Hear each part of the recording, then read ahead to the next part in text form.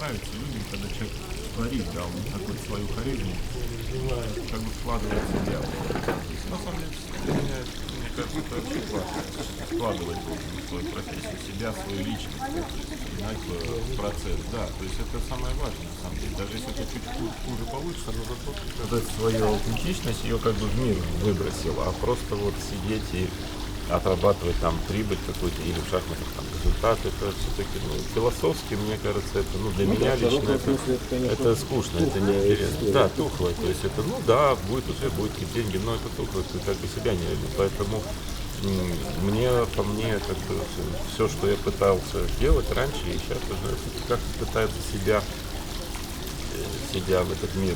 То есть это не потому, что там какой-то эго или что-то, а просто, мне кажется, это правильный метод существования. Как бы вот, ну, не то, что я правильно делаю, но как бы я аутентичен, да? То есть человек как бы вот свое какое-то видение вносит там, а там уже правильно, неправильно, достиг, не достиг, это уже как бы как получится. Поэтому я так и в шахматы как бы всегда играл, и в принципе, ну, повезло, что как бы хорошие результаты удалось добиться, в принципе, но как бы это не было целью, то есть у меня не было никакой цели там, а вот именно как бы вот не кайф, ну, процесс, что-то там творческий, как-то результаты сами приходят. И странно, потому что я знаю так много шахматистов очень хороших, которые, ну, супер талантливые, которые жутко хотели стать чемпионами мира и не стали. Я, в принципе, не хотел особо никогда. Может быть, это такая идея фикс, которая где-то в чем-то ограничивает. Да, она, конечно, и дает силы, и ограничивает отчасти тоже. Да, у меня как бы вот такой странный подход для ну, как бы для единоборства. Для музыки это он вообще нормально, а для спорт, ну как бы, все-таки он очень странный. То есть я выходил, никогда особо не парился, выиграли или проиграли. То есть как бы для меня, ну, это еще, наверное, твоя внутренняя организация. Да. Ну, то есть, ну, мне кажется, надо каждому подстраиваться под свой внутренний мир, под свою философию. То есть, и если ты хорошо нашел, вот, понял себя, понял, как ты функционируешь, как человек, как личность, и как бы подстроил под это, то поэтому я попытаюсь как бы рассказать, как я вижу это. Вот там, вот мне кажется, но я никогда не пытаюсь сказать, вот ты должен делать это, потому что я понимаю, что, ну, видеть можно по-разному, и вообще он своя личность, у него свои. Но вот что я пытаюсь сделать, это как бы вот объяснить некий свой там дзен, ноу-хау какой-то, да, то есть просто рассказать, вот я это так вижу, вот мне кажется так, вот у меня такая концепция, я в этой позиции, ну, вот, в этом бы направлении смотрел. Но как бы никогда не пытаюсь, потому что это действительно, по-моему, большая ошибка, это пытаться вот сказать, вот, даже у тебя авторитеты, там, гранты. Особенно если у тебя авторитет. Да, потому что ты говоришь, что это так, это делай так, это делай так, вот это играй здесь так, но это всегда все, что происходит, должно как бы соответствовать тому, что внутри человека, и плюс он сам должен это развить. Должен развить, найти, да, искать тоже. То есть поэтому даешь вот в идеале талантливому компании, дать вот максимум кругозор, палитру, да, позаниматься с этим там игроком, с этим сильным. Потому что они вот рассказывают, вот я так вижу, а я так. И вот дальше ты. Кругозор вообще основные. Потому что на самом деле это никогда особо не учили. То есть каких там лекций особых не было.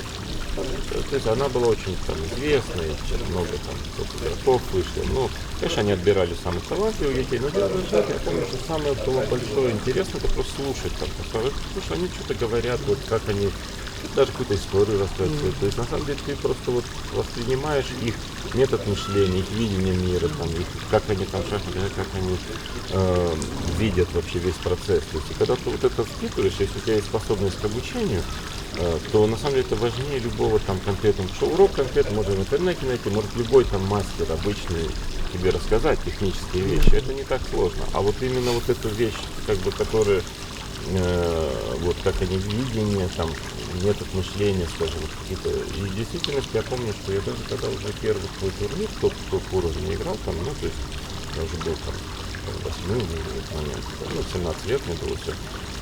Ну, в принципе, уже конкурировал с лучшими, с паром, с картом, но у нас же есть традиция, такая после партии анализировать, ну, как бы раньше был, сейчас компьютер уже это меньше.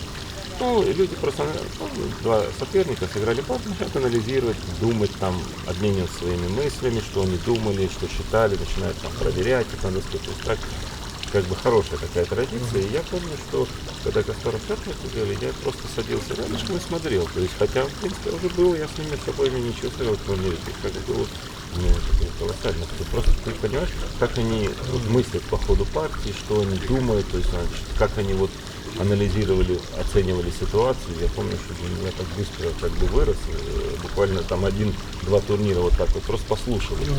Потому что дальше, если ты там куда-то там забрасывается, и ты что-то там варится в этом котелке, и ты как бы, но, потому что чисто вот давать начетнические знания, ну, они важны, конечно, но это только там 20% всего, а в реальности, то есть ты должен выстроить свое видение профессии, там, как музыка, шахматы, но оно вот именно как, чем больше ты получаешь вот этих ноу-хау от разных топ-уровня мастеров в своей профессии, как бы, да, они все разные немножко, да, они, может быть, ты не возьмешь ни одной из них полностью, но как бы у тебя, Что-то элемент. да, эти элементы, у тебя пазл начинает складываться, то есть ты как бы, знаешь, а вот здесь, о, это интересно, вот здесь имеется, вот я думал по-другому, а я понимаю, что ошибался, а вот здесь, там, вот это я вообще об этом не думал.